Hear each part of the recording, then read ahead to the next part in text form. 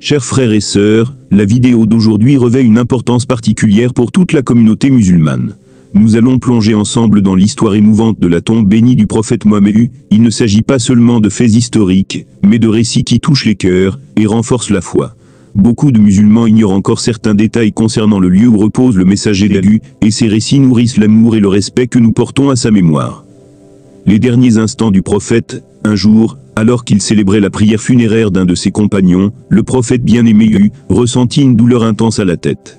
Cette douleur s'accompagna bientôt d'une fièvre aussi forte qu'elle l'affaiblit. Malgré la maladie, il continua à se soucier de sa communauté, donnant ses derniers conseils, et rappelant l'importance de la prière et du bon comportement. Quelques jours plus tard, alors qu'il se trouvait dans la chambre de son épouse bien-aimée Aïcha, qu'Allah l'agrée, il rendit son âme à Allah, quittant ce monde terrestre, mais laissant derrière lui une lumière éternelle. Le lieu de son inhumation, lorsqu'il s'agissait de décider où enterrer le prophète Abu Bakr as-Siddiq, qu'Allah l'agrée, son plus proche compagnon et successeur, rappela une parole rapportée. Les prophètes sont enterrés à l'endroit même où ils rendent l'âme. C'est ainsi que la décision fut prise. Le prophète devait être inhumé dans la chambre d'Aïcha, à l'endroit où il avait rendu son dernier souffle. Cette chambre allait devenir un lieu sacré et vénéré à travers les siècles. Le rituel funéraire, le corps du prophète fut lavé avec soin et respect, conformément à la tradition islamique. C'est Ali ibn Abi Talib, qu'Allah l'agrée, son cousin et gendre, assisté de quelques compagnons proches, qui s'acquitta de cette tâche. Ensuite, le corps fut enveloppé dans des linceuls simples, car malgré son statut élevé, le prophète avait toujours prôné la modestie et le détachement du luxe matériel. Il fut alors enterré dans la chambre d'Aïcha, qui dès lors devint le lieu le plus sacré après la Kaaba. L'inhumation des compagnons, avec le temps, deux autres grands compagnons vinrent reposer auprès de lui, Abu Bakr as-Siddiq, qu'Allah l'agrée, son fidèle compagnon dans la grotte de Thor, et le premier calife de l'islam, puis Omar ibn al-Khattab, qu'Allah l'agrée, le deuxième calife, et figure majeure de la justice islamique. Ainsi, trois tombes furent réunies dans ce même lieu, faisant de cette chambre un sanctuaire unique. La pudeur d'Aïcha, initialement, la chambre n'était pas séparée par de rideaux, car le prophète et Abu Bakr, qu'Allah l'agrée, étaient des marams pour Aïcha. Mais lorsqu'Omar, qu'Allah l'agrée, y fut enterré, elle fit installer un rideau par pudeur, puisqu'il ne faisait pas partie de ses marams. Cela témoigne de la haute moralité, et de la pudeur d'Aïcha, qui demeura exemplaire, jusque dans les moindres détails de sa vie. Elle avait souhaité au départ être enterrée dans ce lieu béni, mais céda sa place à Omar à sa demande. Finalement, elle fut enterrée au cimetière de Jana al-Baqi, où reposent de nombreux membres de la famille du prophète et de grands compagnons. Les restaurations de la chambre bénie, au fil des siècles, la chambre connut plusieurs transformations et restaurations pour la protéger. Sous le règne d'Omar ibn Abdulaziz, un affaissement du toit se produisit à cause d'une forte pluie. Craignant que l'endroit ne soit pris pour un lieu de circumambulation, Tawaf, il fit reconstruire la chambre avec des pierres solides, et y fit ajouter une enceinte à 5 côtés.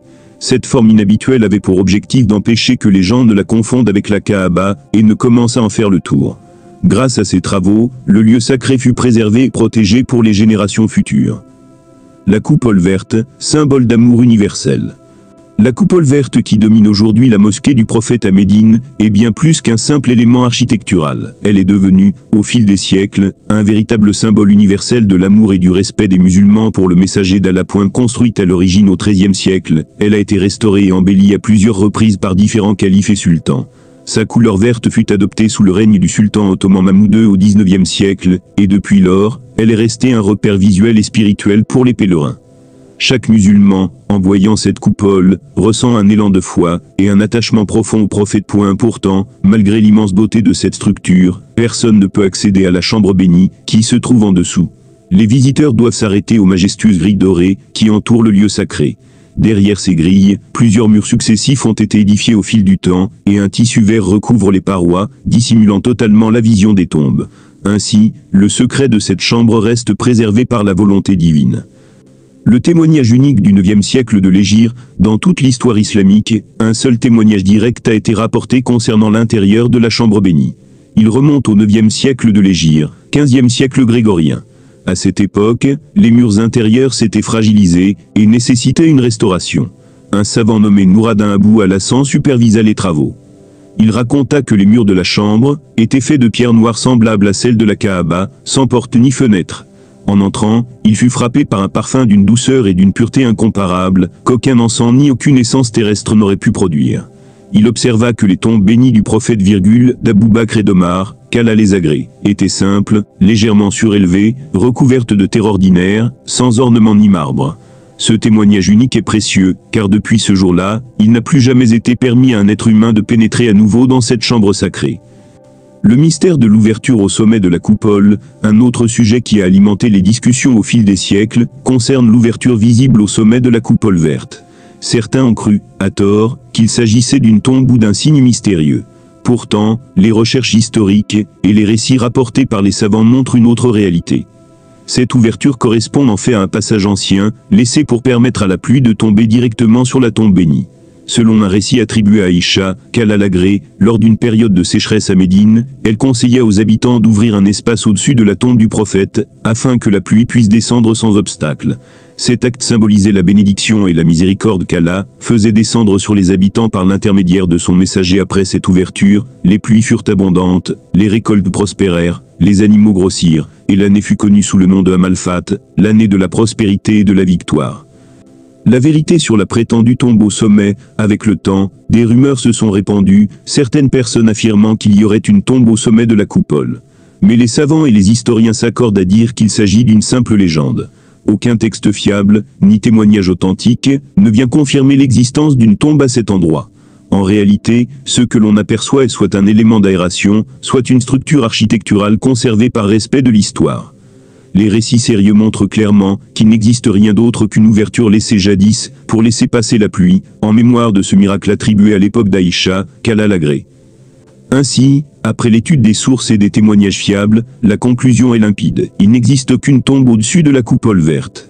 Les histoires de foudre, de corps ensevelis, ou de tombes mystérieuses, ne sont que des récits populaires sans fondement. Ce qui importe réellement n'est pas ce qui se trouve au sommet de la coupole, mais bien ce qu'elle protège en dessous. Le lieu de repos le plus noble et le plus sacré de la terre après la Kaaba, celui où repose le prophète Mohammed aux côtés de ses deux compagnons fidèles, Abou Bakr et Omar, qu'Allah les agrée.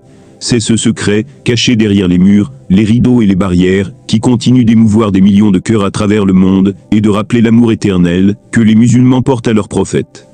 Ô Allah, nous t'implorons par ton nom le plus élevé et le plus parfait, de nous accorder l'amour de ton prophète bien-aimé Mohammed qu'il aime, et l'amour de toutes les actions qui nous rapprochent de toi et de lui. Ô Allah, fais de notre visite de Médine un rêve qui se réalise, et accorde-nous le privilège de prier dans la mosquée du prophète et y adresser nos salutations, et de ressentir la sérénité de ce lieu béni. Ô Allah, accorde à notre prophète Mohammed les plus hautes stations au paradis, la place d'intercession promise, et permets-nous d'être sous sa bannière le jour du jugement. Ô Allah, sois satisfait d'Abou Bakr as-Siddiq, et de Omar ibn al-Khattab, ainsi que de tous les compagnons qui ont soutenu ton messager. Accorde-leur une récompense éternelle auprès de toi.